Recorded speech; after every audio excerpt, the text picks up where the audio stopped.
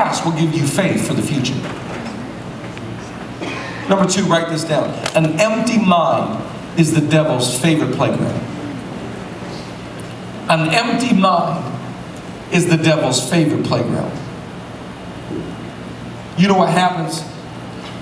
It's like, you remember the movie Incredibles? The Incredibles? You remember that movie? I love that movie. You remember the little kid in it, the little baby's kid, little devil kid? You know, the little kid is like your cousin? You know what I'm talking about?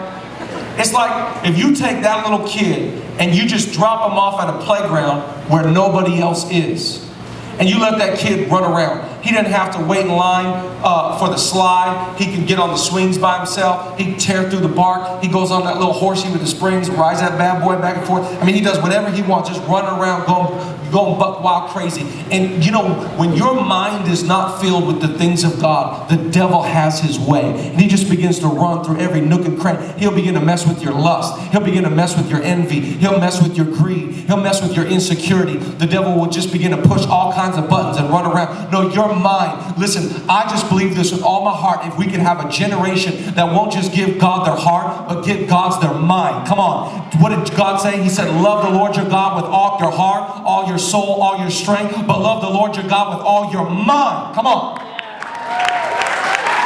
Come on.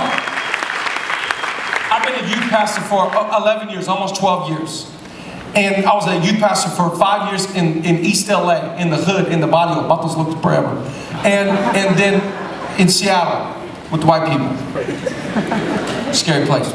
And I'm half Mexican. But all my ministry years, I thought I was a successful youth pastor if I taught my kids to guard their heart.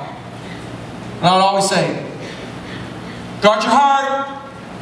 Ricky, guard your heart. Guard your heart, Rick. Rick, guard your heart. It's the wellspring of life, Ricky. Guard your young people, just guard your heart. Need you to guard your heart. Above all else, guard your heart. But you know what?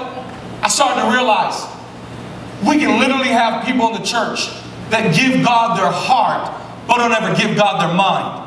And I really believe that the battle that the enemy and our Savior is after is not only for your heart, but I believe it's for your mind. And I love in Ephesians chapter 6, when God said put on the armor of God, He didn't say put on your shoes first. He didn't say put on the belt of truth. He didn't say put on the breastplate of righteousness. The first thing that God said you put on is you put on the helmet of salvation. You put it over your thinking, that your mind will be fixated and fascinated on the things from above, that you will not be given to the things of this world in your thought life, but your mind will be fixed on the things that are above. I know that a young person gets wild and passionate and crazy about Jesus, and the reason why I know it is because their mind starts to get filled with all kinds of creativity and innovation. They start thinking about ways we can reach our campus better, ways our youth ministry can grow, ways we can improve the conference next year. You know, we got to do this to the website. We need to make this video. We need to bring this artist in next year. You know what? I know my family will get saved if I start to do this. You know what? I know I can be an audience and really encourage people if I Facebook this and tweet this. You know, when you are obsessed with the things of God,